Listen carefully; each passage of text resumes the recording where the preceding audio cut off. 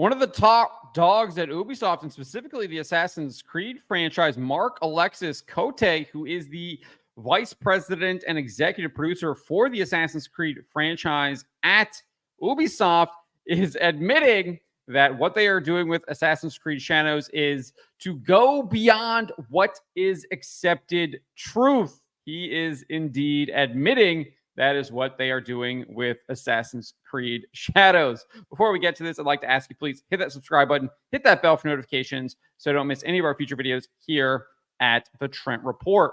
Wrote this up over at thatparkplace.com. And if you watched my video yesterday about the disgusting, outrageous hit piece that Ubisoft did with the New York Times, I did reference that I would be discussing this, and here is that video. This is what he told the New York Times at the very bottom of that hit piece. He said this: "We want people to be passionate about history. What does that mean? Stay true to well-documented moments and historical figures, but not shying away from having a critical point of view and defying cliches to go beyond what is the accepted truth." AKA, they're literally going to rewrite history with this game. And that's exactly what they are going to do, at least in my opinion. I think that is what he is admitting here. We know that this company is completely converged. It's likely that executives like Mark Alexis Cote are converged as well with the woke ideology. And what do woke ideologues want to do? Their catchphrase is literally in Star Wars: The Last Jedi. It is "Let the past die, kill it if you have to." And that is exactly what he is going to do. He's going to kill the past and then rewrite it with his version that promotes his ideology. And he's going to hopefully convince people through the Assassin's Creed franchise, which is a very popular franchise, that this is what real history was like, and that it was always this way. We were always communists. We were always diverse. We were always woke. That is what these people do. We see this time and time and time again. And that is exactly, in my opinion, what Ubisoft and Mark Alexis Cote are doing. And he is now actually admitting it.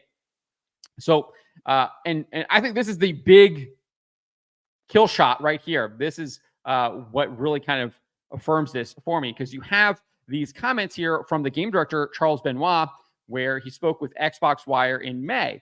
And he said this: "We're at the end of the Sengoku era, in a turning point of Japan history. Assassin's Creed is well known for its depiction of the history and accurate recreation of the world, and it's what players can expect with Assassin's Creed Shadows. We're showing real historical figures such as Oda Nobunaga and a lot of events that happened during that time. So you're not only playing in feudal Japan, but learning about this fantastic time period." So that is why I think they are rewriting history. This guy is literally telling us that we are going to be able to learn about the time period, but then we have Cote admitting that you're not actually going to be learning the truth. You're going to be learning what is beyond the accepted truth, which is literally his fabrications, his rewriting of history. So that's exactly what they are doing with this game. Obviously, I think this is the biggest piece of evidence, but we've seen multiple pieces of evidence leading up to this. The fact that they chose Yasuke to be the main protagonist, that they actually chose a real historical figure to be the main protagonist, I think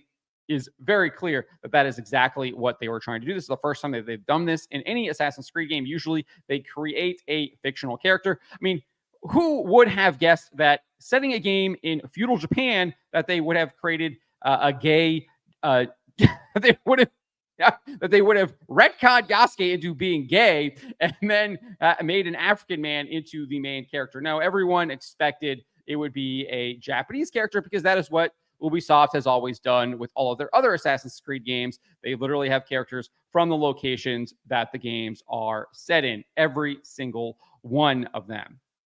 But what is also interesting in this New York Times piece here is that Zachary Small, the writer of the piece, shared that Cote believes this, quote, approach would inevitably open Assassin's Creed to more criticism in the future, but that the developers have decided it was a risk worth taking. This guy all of a sudden has grown some courage somehow, somewhere. He's gotten brave. He's gotten brave. Because if you recall, this is the guy who admitted that he was emotionally broken by Elon Musk typing out 3 words and posting it to X. What did Musk type out?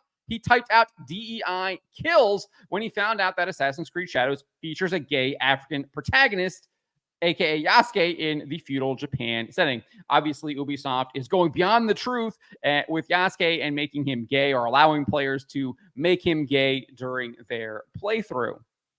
We do know that he was obviously an African who did arrive in Japan. There is historical record of that. Whether or not what he did there, there isn't a lot of information. It's highly disputed that he was a samurai, which Ubisoft is trying to tell you that he is, that he's some of this historical legendary samurai. Heavily disputed. One of the biggest historians there says that is highly unlikely, that he was more of an entertainer and a bodyguard. But getting back to Kote, he literally admitted that he was broken by this post here by Elon Musk that says DEI kills art. And he informed GameFile of this. That tweet generated emotions. That the first thing I wanted to do was go back on X that I had deleted and just tweet back. And I just took a step back.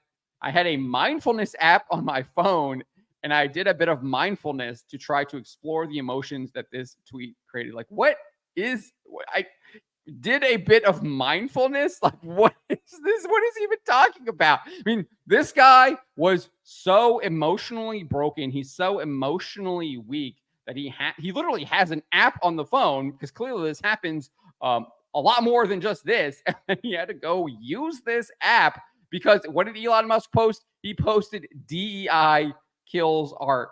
And this guy was so distraught over this, he had to pull out his app and do some mindfulness, whatever that is. I mean, just wow. And somehow he's gotten courage now, saying we're willing to take this risk. It is a risk worth taking now. Okay. You're the guy who couldn't even handle Elon Musk posting 3 words on the internet, dude. Like, give me a break. Come on, man, as Joe Biden likes to say. What's absolutely hilarious about this is these people always project, right? They lie, they double down, and they project because they're woke ideologues. That's what they do. They're SJWs. And he accused Elon of feeling hatred.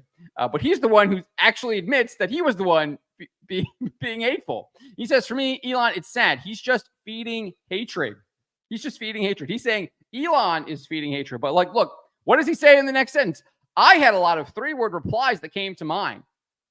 That's what he says. He's the one who's admitting that he was angry and hateful towards Elon while trying to say that Elon is the one feeding hatred. I mean, you can't make this stuff up. You literally cannot make it up.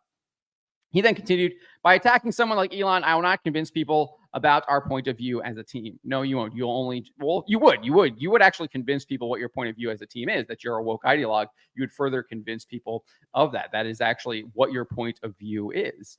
You won't convince people about your lies that you're trying to push, or at least you were at that time, which you're now admitting that were lies, because now you're saying you're trying to go beyond the truth. You're trying to go beyond the truth. What does that even mean? So he says that people will figure out what is beyond the truth, what is beyond the accepted truth within the first 15 minutes of the game. He said this: Yasuke is very, very grounded in the history of the franchise and how we make our choices. We've got a super mysterious historical character from which not much is known about.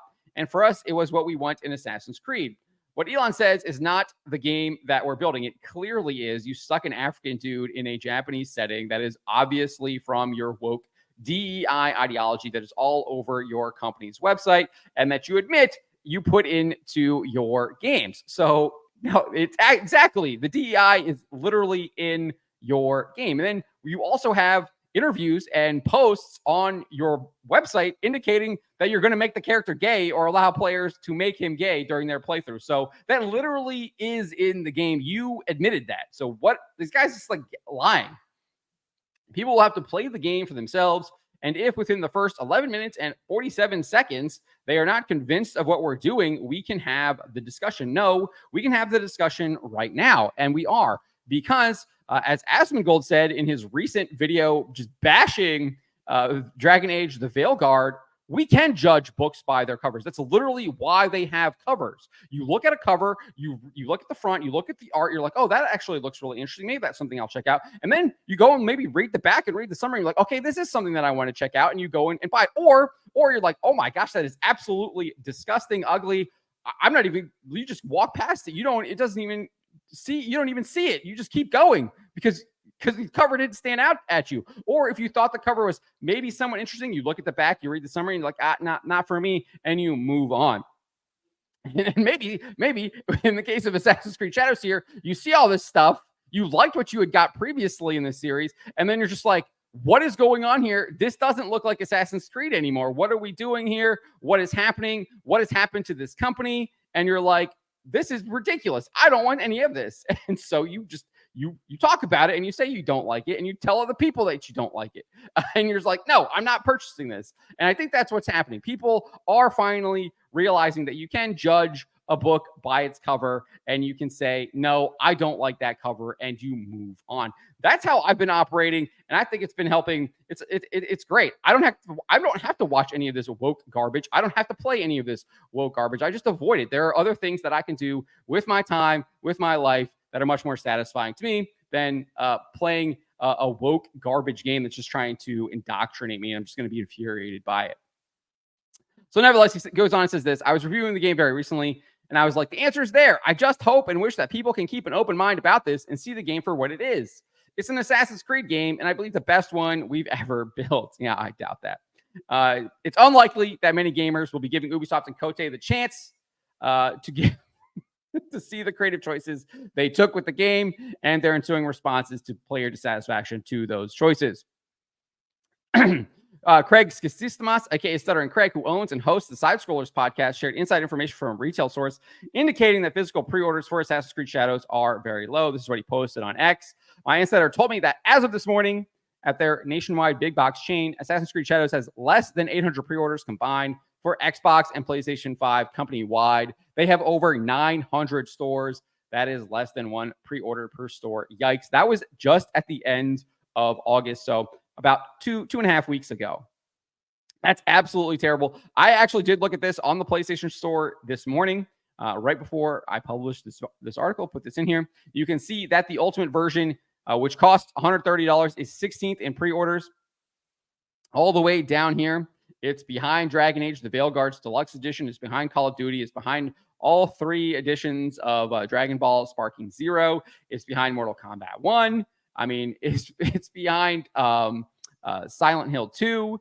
It almost is behind this Eternum game, which no one is really talking about. So that's how bad it is. You can see the base edition is all the way down here. What is that? 6, 12, 18. It's in the 24th position. It barely made it on the first page of the PlayStation Store pre-orders. That's how bad this is doing. You have to go to the second page to find the gold edition. It's in the 33rd place. I think that's like the $110 edition. I'm not sure exactly what the cost is on that, but a little bit more expensive. And I think Ubisoft knows that these sales are going to be terrible for this game. We know this because Barclays' Nick Dempsey actually asked them during the last earnings report. He says, when I look at the second half, clearly, I think we are going to need a heavy contribution from Assassin's Creed. But could it be those revenues would, in fact, be boosted by multiple hundreds of millions in partnership deals? What kind of range or that kind of range to get us over the line? So that's what he asked. He's asking, what's going on with Assassin's Creed Shadows? Are we going to get enough sales to get over the line? What kind of partnership deals do you have to get us there? And Guillemot said, as we mentioned, we expect Shadows to be the most ambitious title of the series. We also anticipate that Star Wars, that is usually a very strong brand around Christmas. That is not looking like the case. Should do very well with the busy season with a strong impact also from, I couldn't understand what he said there, content from both games, maybe talking about DLC is maybe what he's talking about there in the future. And also we expect further growth from Rainbow Six Siege, as well as a strong impact of Shadows on the back catalog of Assassin's Creed, plus the contribution of X Defiant. So there's reports now that X Defiant isn't doing well either. It's interesting that he does expect a strong back catalog on Assassin's Creed. I actually think that might be depressed now because people aren't actually looking into Shadows either. And Dempsey wasn't satisfied with that answer. He says, when you talk about it being the most ambitious, are you hoping for it to be the best selling? And this is what he responded. Such a non-answer right here. At this time, we can say we expect Assassin's Creed to be among the high sellers of the company so far. High sellers, definitely not the best selling, which was Valhalla. Valhalla was the best selling. We know that. Shadows not expected to trump Valhalla, which is just, I mean, it's embarrassing. It's embarrassing. This game should be the best selling Assassin's Creed. Shadows game. And it's the most recent one. It should have the best developers on it. It should have the best technology, should have the best graphics, should have the best story, should have the best of everything. And yet they literally pissed it all away because they decided to embrace woke DEI ideology, and they decided to attack their fans. They decided to attack the players that had been supporting them throughout the years because they are such woke ideologues, and they want to indoctrinate you with a story that goes beyond what is accepted truth, whatever that means. It means communist ideology, rewriting of history. But let me know what you guys make of this. Let me know in the comments below. Remember to always be charitable, especially to each other, but to always speak the truth.